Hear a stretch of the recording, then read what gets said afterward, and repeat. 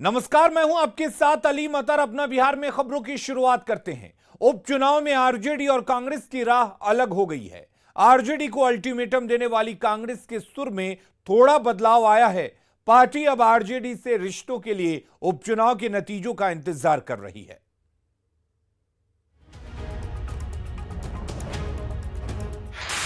उन्होंने तो महागठबंधन को सम्मान नहीं किया, तो उनका राजनीतिक समझ में कहीं ना कहीं गलत है। ये चुनाव निर्णय करेगा कि गठबंधन क्या होगा। कुशेश्वर स्थान सीट छोड़ने के लिए कांग्रेस के अल्टीमेटम को आरजेडी ने कोई तवज्जो नहीं दी। नतीजा ये हुआ कि आरजेडी के रवैये से आहत कांग्रेस ने उपचुनाव में दोनों सीटों पर दो दो हाथ करने का फाइनल फैसला कर लिया। आरजेडी पर गठबंधन धर्म ना निभाने का आरोप लगाते हुए कांग्रेस के बिहार प्रभारी भक्त चरण दास ने दो टूक शब्दों में कहा कि महागठबंधन का भविष्य उपचुनाव के नतीजे तय करेंगे। महागठबंधन की बात तो अभी उठ नहीं रहा है। उन्होंने तो महागठबंधन को सम्मान नहीं किया। ये चुनाव निर्णय करेगा कि गठबंधन क्या होगा। आरजेडी से अलग चुनाव लड़ रही कांग्रेस ने दोनों सीटों के लिए कमेटी का गठन कर दिया है। कुशेश्वर स्थान के लिए अखिलेश सिंह के नेतृत्व में कमेटी और तारापुर के लिए समीर सिंह के नेतृत्व में कमेटी का गठन किया गया है। कुशेश्वर स्थान पर कांग्रेस के लिए पार्टी के 12 विधायक प्रचार करेंगे, तो तारापुर सीट पर 7 एमएलए और एमएलसी पार्टी के कैंडिडेट के पक्ष में जनमत जुटाएंगे। तो इसलिए हम ये चुनाव जीतने के लिए लड़ रहे हैं। ये कोई फ्रेंडशिप की लड़ाई नहीं है और ये जीतने की लड़ाई है। कांग्रेस पहली बार अपनी पूरी ताकत के साथ ये दोनों चुनाव लड़ रही है। उपचुनाव में महागठबंधन की अंदरूनी लड़ाई ने एनडीए नेताओं को बोलने का मौका दे दिया है। कांग्रेस और आरजेडी के जीत के दावे को खारिज करते हुए जेडीयू के प्रदेश अध्यक्ष उमेश कुशवाहा ने कहा कि जब 2020 में साथ लड़कर कांग्रेस और आरजेडी दोनों सीटों पर नहीं जीत पाई, तो अब अलग अलग लड़कर एनडीए का क्या मुकाबला करेंगे। देख रहे हैं कि उनकी घर की हालत क्या है, क्या हालात है। दोनों भाई अलग अलग हैं। उनका एनडीए, उनका जो महागठबंधन है, महागठबंधन भी टूट गया और कोई रहा भी नहीं। उपचुनाव में आरजेडी और कांग्रेस की राह अलग हो चुकी है। आगे महागठबंधन टूटेगा या बचेगा, इस पर संशय बरकरार है, क्योंकि दोनों पार्टियों को पता है कि अलग अलग लड़कर एनडीए का मुकाबला संभव नहीं है। फिलहाल उपचुनाव में इन दोनों दलों की लड़ाई ने एनडीए को जीत के लिए गोल्डन चांस दे दिया है। न्यूज़ 18 के लिए पटना से संजय कुमार और आनंद अमृतराज की रिपोर्ट। उपचुनाव आरजेडी के लिए डबल चुनौती लेकर आया है। एक तरफ लालू के बड़े लाल तेज प्रताप ने बगावत का बिगुल बजा दिया है, तो दूसरी तरफ कांग्रेस ने दोनों सीटों से उम्मीदवार उतारकर आरजेडी की मुश्किल को बढ़ा दी है।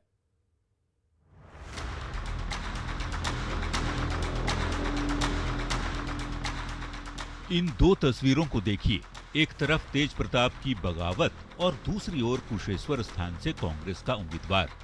यही वो डबल चुनौती है जिसने उपचुनाव में आरजेडी के रणनीतिकारों की नींद उड़ा दी है। हालांकि बागी हो चुके लालू के बड़े लाल की बगावत से असहज आरजेडी ने अब डैमेज कंट्रोल करना शुरू कर दिया है। इसके तहत पहले तारापुर से तेज प्रताप समर्थित निर्दलीय प्रत्याशी संजय कुमार की नाम वापसी कराई गई और अब तेज प्रताप के कभी करीबी रहे सृजन स्वराज को युवा आरजेडी का प्रदेश उपाध्यक्ष बना दिया गया है। हालांकि तेज प्रताप का अगला कदम क्या होगा, इसकी जानकारी आरजेडी को नहीं है, क्योंकि तेज प्रताप अक्सर अपने फैसलों से पार्टी और परिवार को सिर्फ चौंकाते ही नहीं, मुश्किल में भी डाल देते हैं। लालू फैमिली में मचे घमासान ने एनडीए नेताओं को बोलने का मौका दे दिया। जेडीयू प्रवक्ता अजय आलोक ने लालू परिवार पर तंज कसते हुए कहा कि लालू परिवार में मुगलिया सियासत चल रही है। बेटे को सहारा देने के लिए बाप नहीं आएगा तो कौन आएगा?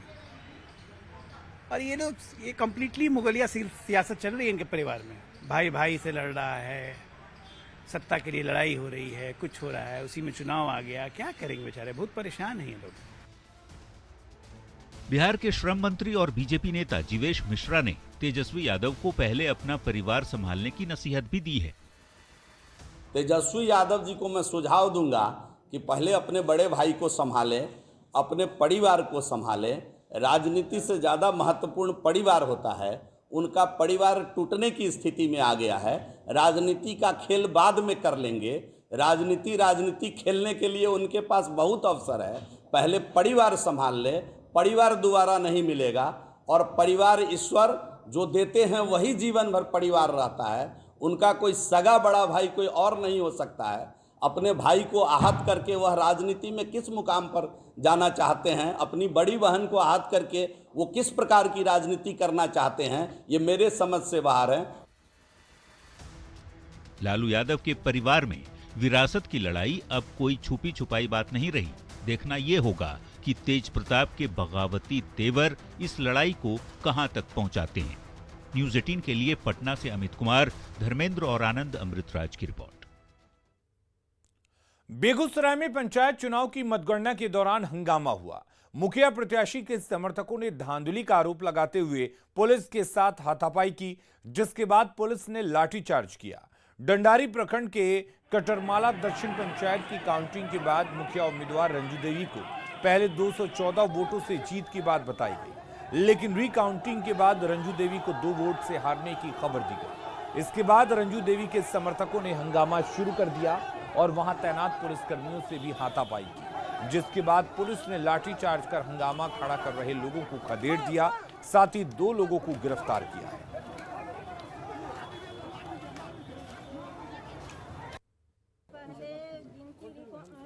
बताइए ना। उसमें बताया गया कि 216 वोट से जीत गए हैं रंजू देवी। उसके बाद सब अपना इधर उधर हो गए। वहाँ पर जो मेरे अथी थे वहीं पर थे। थोड़ा देर के बाद रिजल्ट मतलब अथी बताया गया कि गलत अथी हो गया है, कि दूसरा रिकाउंटिंग हुआ, एंटी पार्टी करवाया, तब 2 वोट से हरा दिया गया। समस्तीपुर में भी पंचायत चुनाव की काउंटिंग के दौरान हंगामा हुआ। उजियारपुर प्रखंड के पतैली पश्चिमी पंचायत के रिजल्ट में धांधली का आरोप लगाया गया। मुखिया पद के उम्मीदवारों का कहना है कि उन्हें काउंटिंग शुरू होने की जानकारी नहीं दी गई और मतगणना कर रिजल्ट जारी कर दिया गया, जबकि काउंटिंग शुरू होने से पहले उम्मीदवार के एजेंट को हस्ताक्षर करना होता है, लेकिन प्रशासन ने इसका पालन नहीं किया। इसके बाद उम्मीदवारों के समर्थकों ने धरना शुरू कर दिया। अलाउंस नहीं किया। अलाउंस होता है ना, जहां पतली पश्चिमी के मुखिया वाले अंदर है विदाउट अलाउंस और गिनती हो गया, घोषित कर दिए। क्या है? फुल्ली 100% गड़बड़ी है। पतैली पश्चिमी पंचायत से हम लोग मुखिया कैंडिडेट हैं। हम लोगों को बुलाया नहीं गया। गेट पर आए हम लोग, कहा गया केवल वार्ड मेंबर को बुलाया गया और यहाँ घोषणा कर दिया गया। बस यही दिक्कत है। ये लोग मैनेज करके किसी कैंडिडेट को जीता रहे हैं। बगहा के में जल संसाधन विभाग के जूनियर इंजीनियर को ग्रामीणों ने काफी देर तक बंधक बनाए रखा। Junior engineer Dharmendra Kumar pilot channel की नापी और नक्शा बनाने के लिए दियारा में गए हुए थे। इसी दौरान 20 से ज्यादा लोग लाठी डंडों के साथ मौके पर पहुंचे और काम में गड़बड़ी का आरोप लगाते हुए जूनियर इंजीनियर को बंधक बना लिया। इंजीनियर के मुताबिक पिपरा पिपरासी तटबंध पर नदी का दबाव बढ़ रहा है, जिससे बचाव के लिए पायलट चैनल बनाया जा रहा है। बाद में विधायक विनय बिहारी मौके पर पहुंचे और लोगों को समझाकर इंजीनियर को वहां से लेकर गए। शराब के नशे में गिरफ्तार पटना के डिप्टी मेयर के बेटे सहित 4 लोगों को पुलिस ने मेडिकल कराने के बाद कोर्ट में पेश किया। पुलिस को सूचना मिली थी कि दीघा थाना क्षेत्र के कुर्जी के नजदीक एक मकान में शराब की पार्टी चल रही है। उसके बाद पुलिस ने उस मकान पर छापेमारी की और 4 लोगों को गिरफ्तार किया, जिसमें डिप्टी मेयर का बेटा भी शामिल था।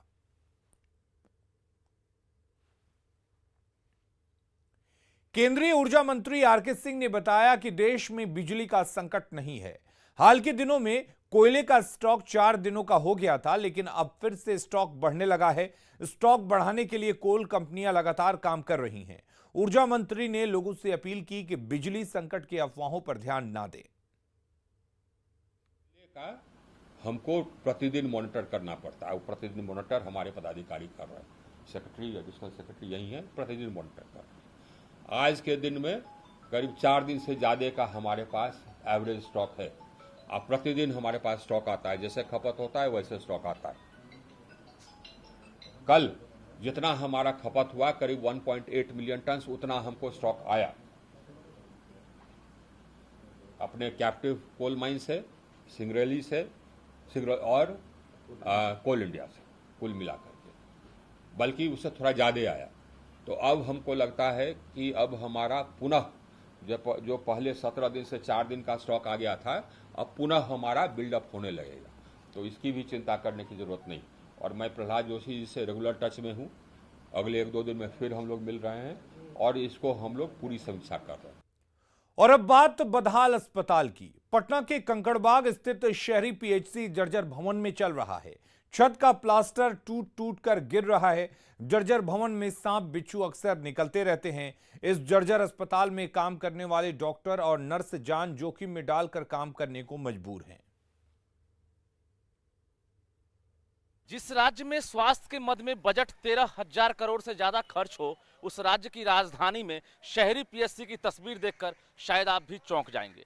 राजधानी पटना के बीचों बीच कंकड़बाग जो अर्बन पीएचसी है, देख सकते हैं किस तरह से खंडहर नुमा भवन में, जर्जर भवन में चल रहा है। और यहाँ पर ना सिर्फ कर्मी जो है डर के साये में ड्यूटी करने को मजबूर हैं, बल्कि यहाँ पर मरीज भी इलाज करवाने के लिए पहुँचते हैं।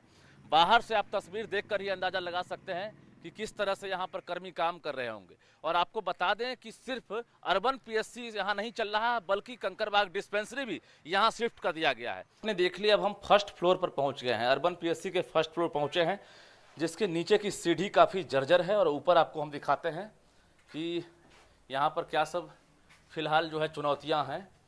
ये वॉशरूम है और वॉशरूम में नल की टोटी तक नहीं नज़र आ रहा है, पेयजल की कोई सुविधा नहीं है। यानी यहाँ पर ड्यूटी करते हैं तो उनको बाहर से पानी पीना पड़ता है, बाहर से पानी का इंतज़ाम करना पड़ता है। देखिए खिड़की जो है, जो विंडो है, उसमें कोई दरवाज़ा नहीं है, गेट नहीं है और विंडो इसी तरह से खुला हुआ है। बाहर में जो दीवार है, इसकी हालत आप देख लीजिए कि किस तरह से दीवार टूट टूट कर इसका छज्जा जो है गिरते रहता है। खासकर बारिश के मौसम में कहा जाता है कि यहाँ पर पानी जमा हो जाता है छत पर। और ये हालत आप देखिए कि इसी में कर्मी ड्यूटी करते हैं, इसी में जो दवा है, बॉक्स है, तमाम संसाधन जो है यहाँ पर रखा गया है। डर तो लगता ही है सर, लेकिन डर की अपेक्षा सरकार का काम है तो करना पड़ता है सर, और कर भी रहे हैं। क्या सब डर होता है यहाँ? डर कभी भी सांप बिच्छू कुछ भी निकल सकता है सर, मकान जर्जर है, कभी भी गिर सकता है सर। पानी नहीं है, बाथरूम नहीं है फिलहाल। सांप वगैरह दिखा है कभी? हाँ सर दिखा है। ऊपर में? हाँ ऊपर में भी। अच्छा, छज्जा जो रूम में देख रहे हैं जर्जर, ये भी गिरते रहता है? हाँ सर ये भी गिरते रहता है। और पानी भी नहीं? पानी भी नहीं, पानी तो हम लोग बाहर से बोतल खरीद करके लाते हैं तब पानी पीते हैं। अच्छा, ये बोतल आप बाहर से खरीदते हैं? हाँ बाहर से खरीद करके लाते हैं तब पीते हैं। बरसात के मौसम में जो छत आप देख रहे हैं, ये छत खुले आसमान से ही बदतर हो जाता है और पानी ऊपर में क्लॉट कर जाता है। बावजूद जो नर्सें हैं, इनकी बहादुरी कहिए कि ऐसी परिस्थिति में भी ये लोग अपनी ड्यूटी पर मुस्तैद नजर आ रही हैं। हालांकि डॉक्टर ड्यूटी से गायब हैं। सवाल ये उठता है कि आखिर सरकार स्वास्थ्य के नाम पर कई हजार करोड़ रुपए खर्च कर रही है, लेकिन जो शहर में जो पीएचसी है उसकी तस्वीर क्यों नहीं बदल रही है। रजनीश कुमार, न्यूज़ 18, पटना। डीएमसीएच में नर्सों की हड़ताल से मरीज परेशान हैं। नियमित वेतन की मांग को लेकर नर्स शनिवार से हड़ताल पर हैं। उनका कहना है कि कई महीनों से वेतन नहीं मिला है, लेकिन सरकार उनकी मांग पर ध्यान नहीं दे रही। वहीं अस्पताल में मरीजों को काफी परेशानी हो रही है। से बोल रहे हैं, हमारे डीएमसीएच का इतनी स्थिति खराब है, सुप्रीम सर जब से रिटायर हुए उसके बाद पदस्थापित नहीं किया गया है। अगर किया गया है तो वो हम लोग की सुनते ही नहीं है, क्योंकि हम लोग का सैलरी अभी तक नहीं मिला है। ऐसे में कैसे हम लोग का परिवार चलेगा। पंचायत चुनाव में नौटंकी एक नेताजी को महंगी पड़ गई। 6 अक्टूबर को मुखिया पद के लिए नामांकन के लिए एक प्रत्याशी भैंस पर सवार होकर प्रखंड निर्वाचन कार्यालय पहुंचे थे। इस मामले में उनके खिलाफ पशु क्रूरता अधिनियम के तहत मामला दर्ज कराया गया। भैंसा पर बैठकर मुखिया पद के लिए ब्लॉक आकर नामांकन दाखिल कर सुर्खियां बटोरने वाले उम्मीदवार को महंगा पड़ गया। अब उनके खिलाफ पशु क्रूरता अधिनियम के तहत आदर्श आचार संहिता उल्लंघन का केस दर्ज किया जा रहा है। सदर एसडीओ नीरज कुमार ने मामले पर संज्ञान लेते हुए निर्वाची पदाधिकारी सह बीडीओ पंकज कुमार को मामले की जाँच कर सुसंगत धारा के तहत मुखिया प्रत्याशी के विरुद्ध थाने में प्राथमिकी दर्ज कराने का निर्देश दिया था। निर्वाची पदाधिकारी सह बीडीओ ने जब मामले की छानबीन की तो भैंसा पर चढ़कर ब्लॉक आकर नामांकन करने की बात को सही पाया गया। सहायक निर्वाची पदाधिकारी सह सीओ शशि कुमार को उक्त मुखिया पद के उम्मीदवार के विरुद्ध थाने में पशु क्रूरता अधिनियम के तहत आदर्श आचार संहिता उल्लंघन के आरोप में प्राथमिकी दर्ज कराने का आदेश दिया है। पशु क्रूरता निवारण अधिनियम 1960 को इस उद्देश्य से बनाया गया कि जानवरों को अनावश्यक कष्ट से न गुजरना पड़े। इसकी धारा 11 स्पष्ट करती है कि परिवहन के दौरान किसी भी जानवर को नुकसान पहुंचाना एक अपराध है। राष्ट्रीय लोक जनशक्ति पार्टी के सांसदों ने श्रीनगर में आतंकी हमले में शिकार हुए वीरेंद्र पासवान के परिजनों से मुलाकात की और उन्हें पूरी मदद का भरोसा दिलाया। सांसद प्रिंस राज ने कहा कि मृतक के परिवार के एक सदस्य को सरकारी नौकरी दी जानी चाहिए। साथ ही उन्होंने पार्टी की तरफ से मृतक की पत्नी को 10,000 रुपए दिए।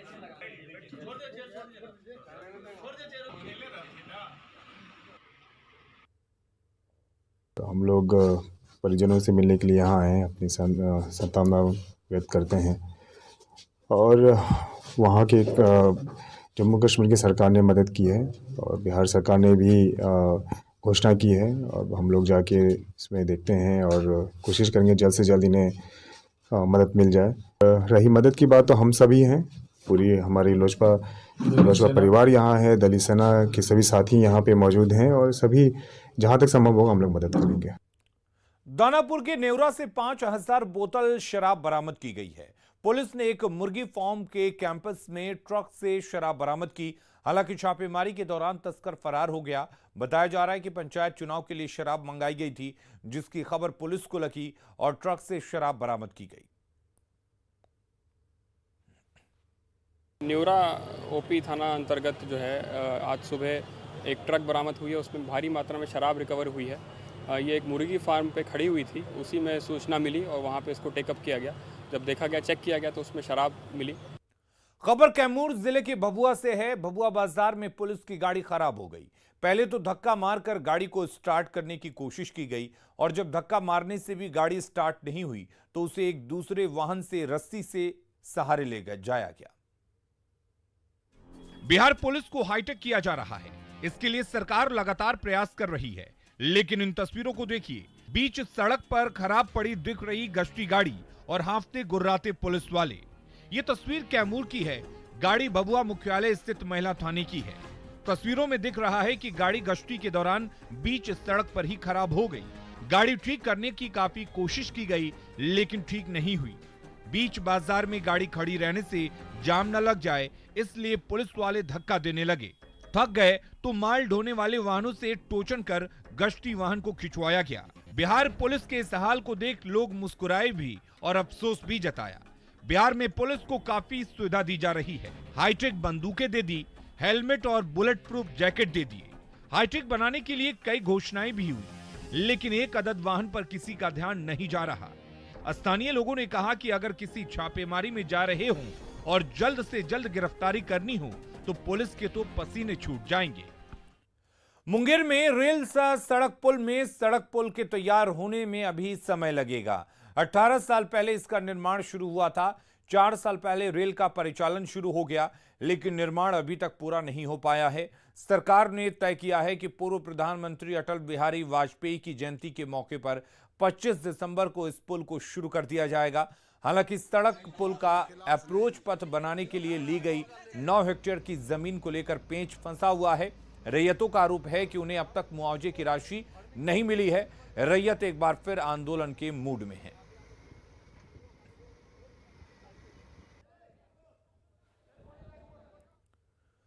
और अपना बिहार के इस बुलेटिन में फिलहाल के लिए इतना ही, लेकिन खबरें लगातार जारी हैं। बने रहिए न्यूज़ 18 बिहार झारखंड के साथ।